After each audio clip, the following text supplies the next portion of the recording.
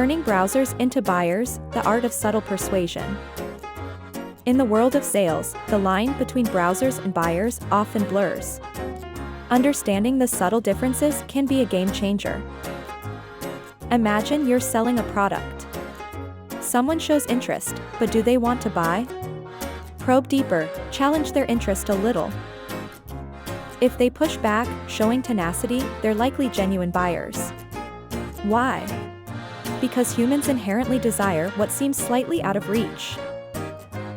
Therefore, don't hand it all over too easily. Make them work for it, make them feel their purchase is a victory.